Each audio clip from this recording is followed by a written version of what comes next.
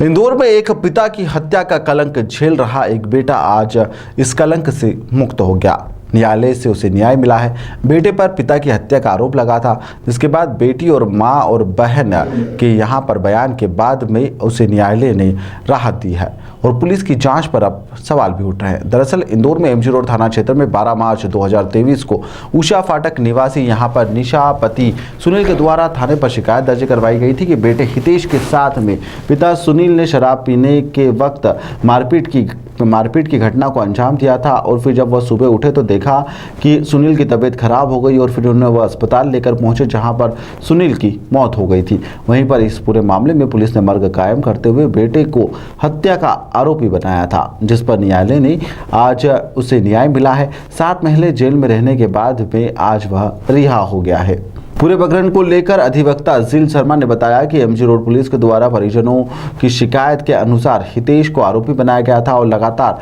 7 महीने तक चले इस प्रकरण में माननीय न्यायालय ने उसे बेगुनाह बताते हुए बेटे को न्याय दे दिया है। इस प्रकरण में यह भी बताया जा रहा है कि मृतक की पत्नी निशा और उनकी बेटियों ने पुलिस को बताया था कि अहाते पर बैठकर शराब वह पी रहे थे, तभी वहीं पर किसी से उनकी मारपीट भी की थी और घर आकर वह सो गए थे। अधिवक्ता जिल शर्मा का कहना है कि पुलिस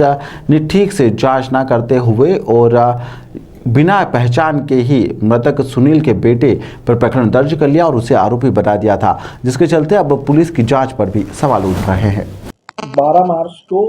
निशा पति सुनील ने एमजी रोड थाने आकर एक रिपोर्ट की कि उसके पति ने उसके सुबह यह बताया था कि वो और उसका बेटा साथ में शराब पी रहे थे और उसने उसे मारा और उसके बाद वो सो गए। चूँकि घर वाले बाकी लोग घर पर नहीं थे तो उन्होंने अगले दिन उसे अस्पताल ले गए और जहाँ 4:30-5 बजे से मृत घोषित कर दिया गया। इस आधार पे पुलिस ने जो है उस लड़के को, पिता के हत्यारे को गिरफ्तार किया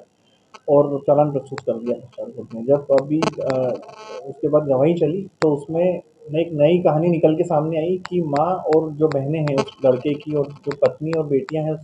मृतक की, उन्होंने कोर्ट में ये बताया कि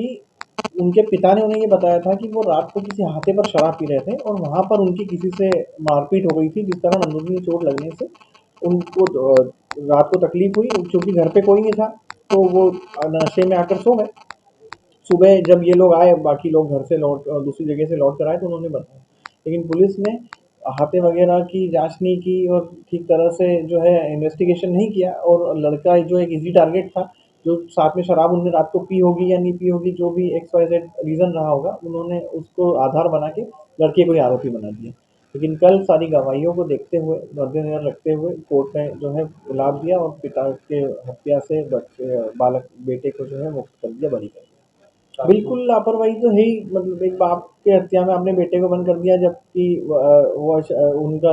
पूर्णतः उनको जांच करना चाहिए थी कि कहाँ लास्ट सीन क्या था उनका, कहाँ से शराब पीकर आ रहे थे, कहाँ बैठे थे। क्योंकि बाप बेटों में अब इसको हम डिफाइन तो नहीं कर सकते क्या हुआ होगा, लेकिन जो गवाही है उसके आधार पे तो पुलिस की जांच में लापरवाही रही है।